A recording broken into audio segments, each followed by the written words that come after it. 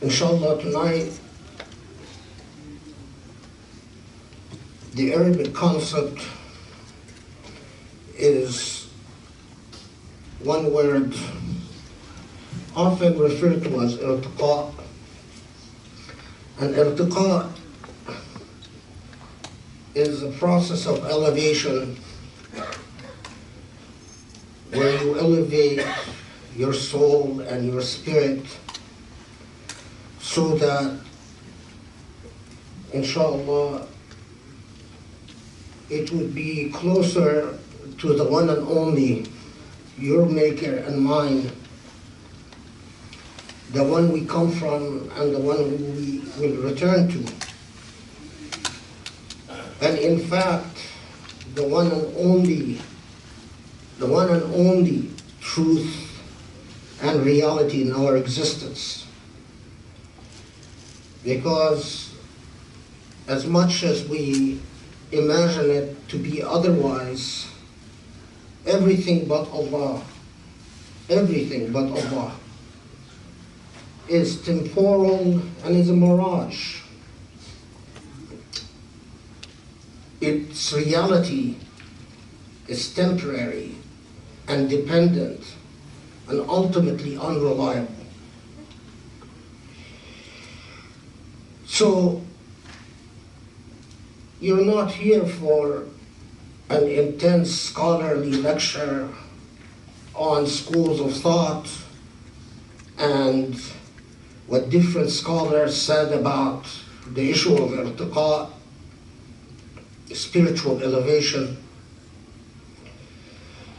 Rather, I will personalize much of what I say, because all of us, if there is one necessary element for our spiritual elevation, for our enlightenment, so we can see the truth of what Allah is, and you cannot see the truth of what Allah is and what Allah wants unless you see your own truth and your own limitations. And that cannot be achieved unless you testify with a great deal of humility. Great deal of humility. And so the most truthful testimony I can share with you is a personalized one, is one that shares with you my own personal experiences and the way that I have chosen to take that journey for whatever it's worth. That might be the journey that you walk, and it might be different. For as much as Allah has made us, Allah has also made us very unique and very individual. Karraman Allah, Allah has dignified us and elevated us by the fact that none of us do not have a book individual and specific to us, to each one of us, to every human being on the face of this earth that ever was and ever will be. And so, if our accountability is personal and individual, your journey to Allah is also personal and individual. So first, we start with something that Allah reminds us of that is very essential and very basic. وَمَنْ يَعْشَ عَنْ ذِكْرِ الرَّحْمَنِ نُقَيِّدْ لَهُ شَيْطَانًا فَهُوَ لَهُ قَرِينٌ. Allah tells us very clearly in the Quran that whoever among us turns away from dhikr, and what is dhikr?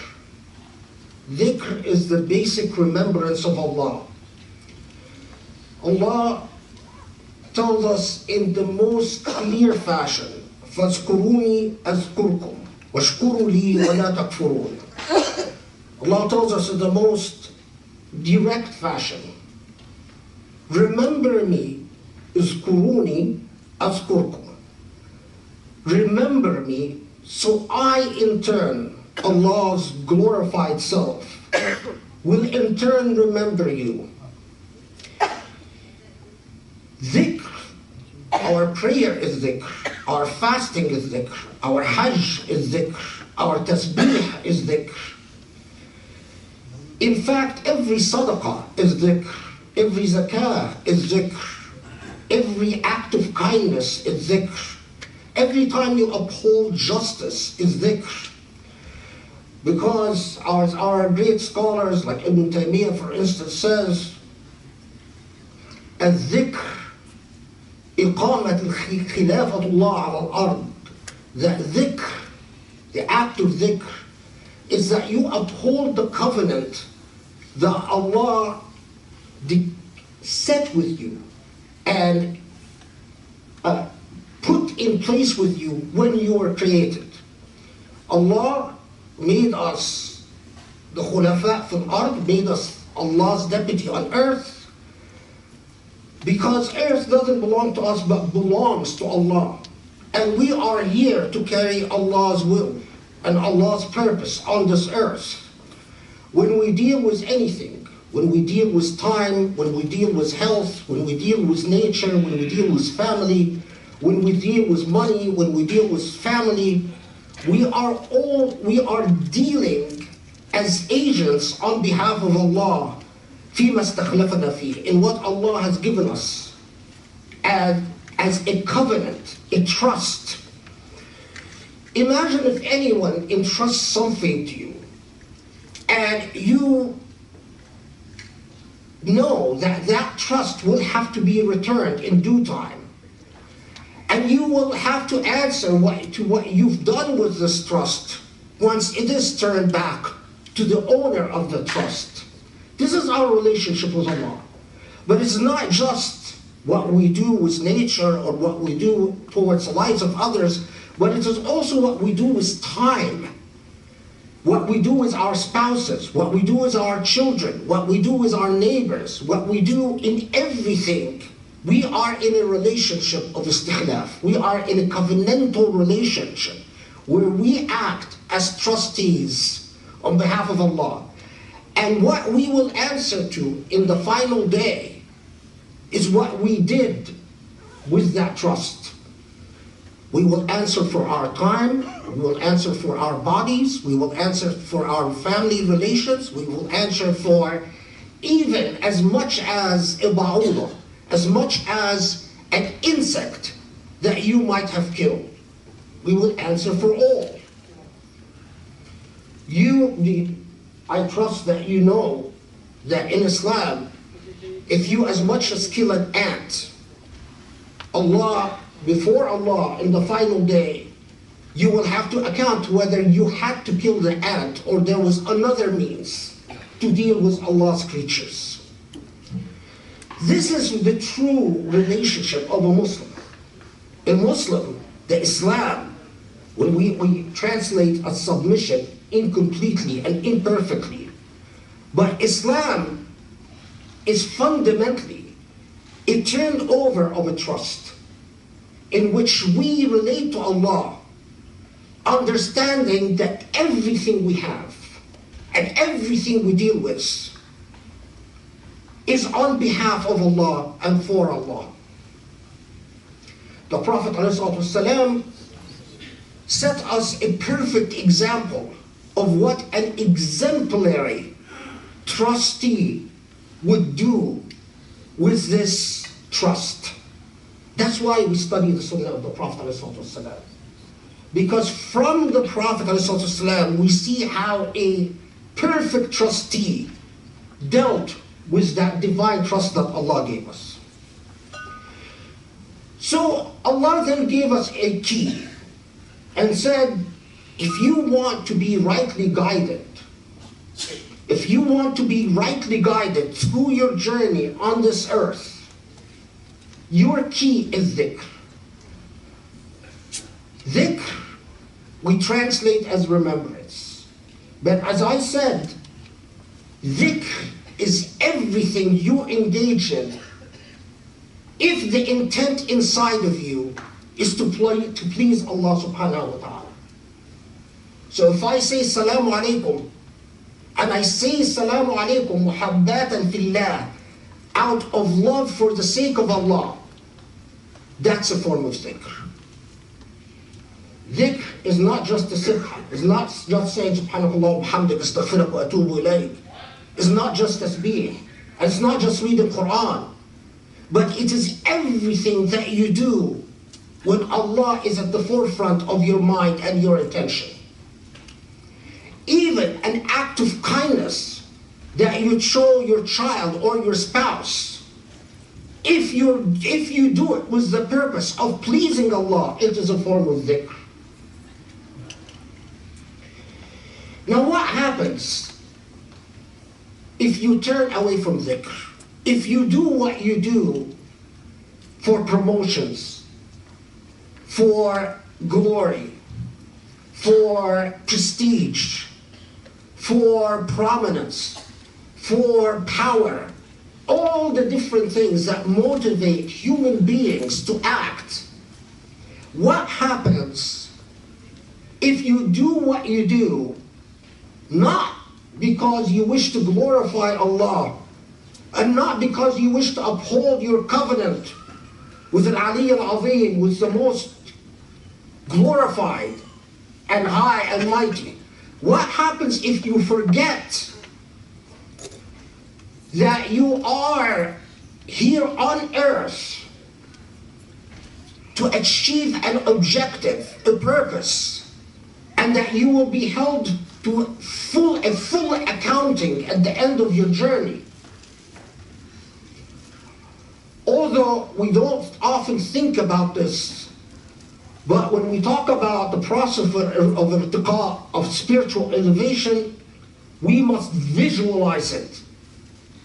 نُقَيِّدُ لَهُ شَيْطَانًا فَهُوَ لَهُ قَرِينٌ.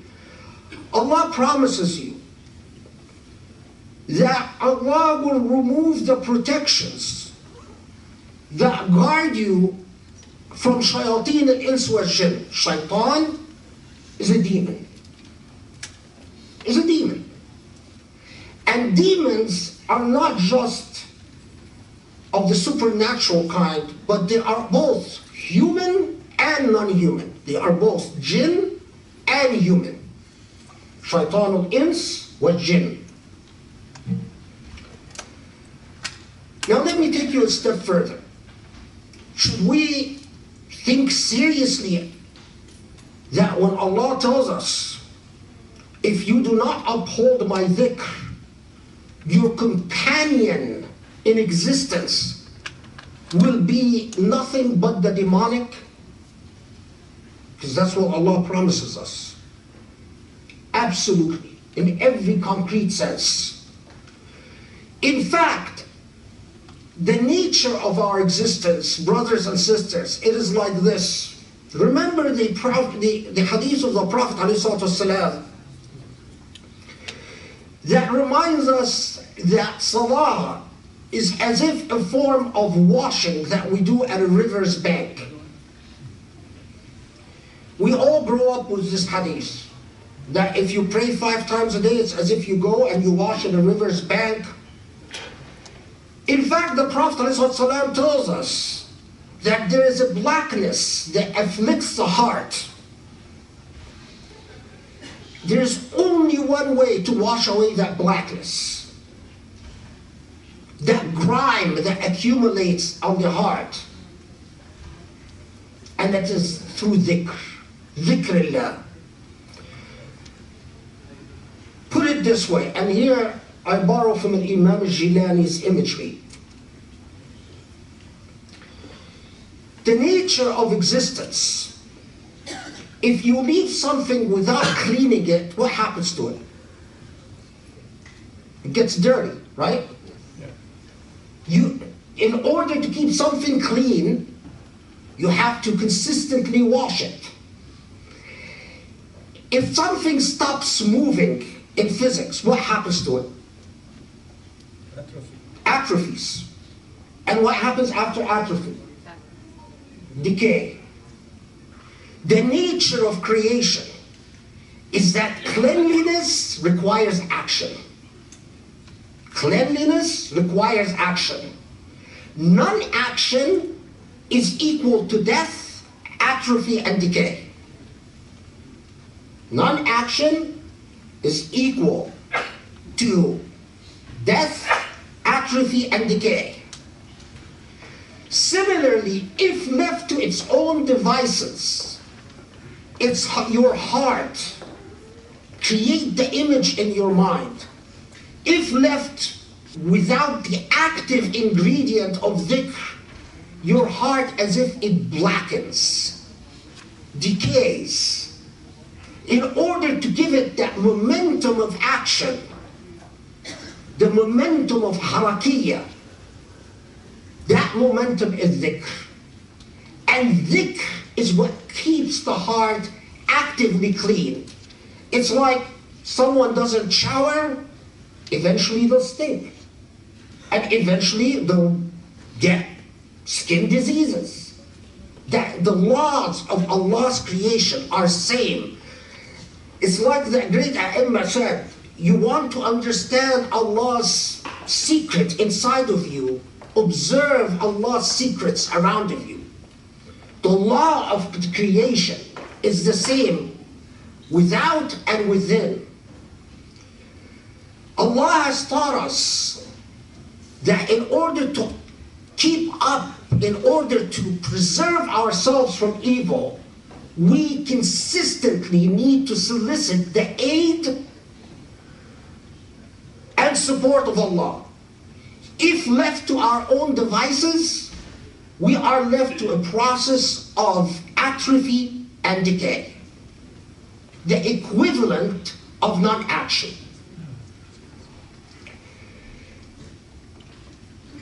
The state of inaction will be filled by the demonic in the human element and the demonic in the non-human element. Do I believe that those who do not do dhikr and Allah is not at the forefront of their intention and purpose, do they become eventually accompanied by actual demonic jinn? Listen, I am a law professor, I am steeped in rationality, and I will tell you I absolutely believe it. My experiences in life has shown me that it is a concrete, explicit reality, not figurative. Do I believe that unless you actively seek al-hadra al-ilahiyya, unless you actively seek the divine presence, that you will attract demonic human beings? Absolutely. Unless you actively stay with Allah, you will find every human scoundrel who does not know Allah attracted to you. And if you attract the worst of humankind, it is only in due time that you become influenced by them and atrophy further and decay further. This is why when Allah gives us the most decisive advice, the most powerful and poignant advice, Allah tells us, يا أيها الذين آمنوا اذكروا الله ذكرا كثيرا وسبحوه بكرة وأصيلا. You believers, those of you who believe, who say you believe, who really want to believe, don't make your dhikr occasional. Don't make your dhikr on special occasions. Ramadan, I do extra prayers. Laylatul Qadr, I do extra prayers. No, make your dhikr bukratan wa asila, means consistent, daily, day and night, a consistent process of engaging with the divine that you are from and to who you will return. One of the teachers that I respected the most in my life, Sheikh Adil Eid rahimahullah, I once asked him, I said, Sheikh, I read intellectually about, I read people like Ibn al-Qayyim al-Juzay, Hadi al-Arwah. I read Ibn al-Qayyim's work on al-Rawh. I read even someone like Ibn Arabi or Ibn Farid, his beautiful mystic poetry. I read al-Jilani, but I don't feel it. When I pray, I have the hardest time concentrating. He told me something I'll never forget. He said, Khaled, you have not believed in your death. Visualize yourself in your grave. Visualize yourself in your grave. You and I know intellectually that we will die. You and I know intellectually that eventually there will be all types of insects crawling all over our bodies. Thank you. You and I know intellectually that we will decay. Visualize that moment of absolute loneliness when you are in your qabr, in your grave, confronting nothing but the account of your deeds. Now, every time you pray and you start thinking of your bills or your problems with your spouse or the problems your kids are, the headaches they're creating for you, visualize your body decaying in the grave. I did it. And I did it so consistently and so persistently until it became second nature. Until I got sick of imagining my decaying body in the grave. And when you visualize your decaying body in the grave often enough, you finally, and I'll borrow from Jilani's imagery, you will finally see beyond your body to the truth of who you are, and that's ar-rawh, the spirit inside of you. وَنَفَخْنَا فِيهِ مِنْ رُوحِنَا. Allah tells you, and we blew into Adam from Allah's breath. That's what dwells inside of you. And what is from Allah is absolutely beautiful and beatific.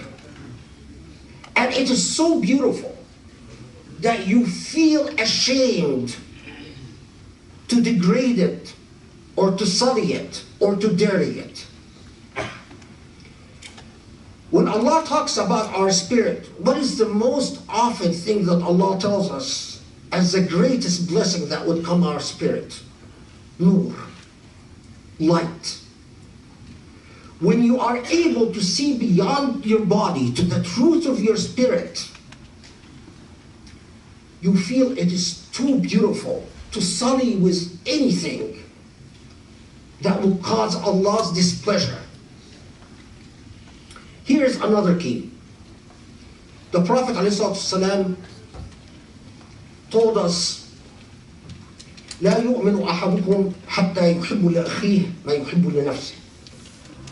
You do not truly believe until you love for your brothers and for your sisters what you would love for yourself. Allah tells us, وَالَّذِينَ آمَنُوا أَشَدُّ حُبًّا لِلَّهِ. Those who believe are the most fervent in loving Allah. Your goal is to understand your Maker to the point that you obey your Maker not out of fear, but out of love. But that blessed state will not be reached until you discipline the ego inside of you that is like a spoiled child that always says, me first, me first, me first. If you want to walk the path of Irtiqa, start out by preferring others, preferring the interest and the convenience and the comfort of others over yourself. Deny yourself to put forward your Muslim brothers and sisters. Think of the welfare. It started out even with your own family. If you have always been insensitive with your spouse, force yourself to be sensitive. If you're not a very good listener, force yourself to be a good listener. If you're a person who's short-tempered and your family is always complaining about how quickly you lose your temper and your patience, force yourself to be patient. Force yourself to think of others. If you force yourself to think of others, you walk the first steps on the path of Irtiqa. You walk on the first steps on the path of discharging the covenant, the truth of the covenant of istikhlaf, of your agency on behalf of Allah subhanahu wa ta'ala. Remember, you do not really believe until you love for your brothers and sisters what you would love for yourself. Unless you learn to put yourself in the shoes of others, you will not gain even the beginnings of understanding. And in order to put yourself in the shoes of others, you must first discipline that ego, that spoiled child that always tells you, me first, me first. I want, I want, I want. As Ibn Taymiyyah says, عدو الإنسان الأنا. The enemy of humankind is me, the I. Our Islam, brothers and sisters, have been built on the shoulders of great scholars who have lent us a great amount of insight. You want to see what happens when Muslims forget how to love each other and put each other first, and as a result, they don't even understand the relationship of being khulafa on behalf of Allah, of being deputies on behalf of Allah on this earth. Look at the modern Muslim world. In Libya, there's suffering. In Yemen, there's suffering. In Syria, there is suffering and suffering. In Egypt, there's suffering. In Sudan, there is suffering. In Burma, there is enormous amount of suffering. In China, Muslims are packed up in concentration camps. This type of demonic state should be a reminder for all of us that we urgently need dhikrullah in our midst. We urgently need to rebuild our Islam and our faith from the ground up, so that the barakah, the blessing, and the love of Allah will be bestowed on us again. أقول قولي هذا واستغفر الله لي ولكم والحمد لله رب العالمين. Allah bless you.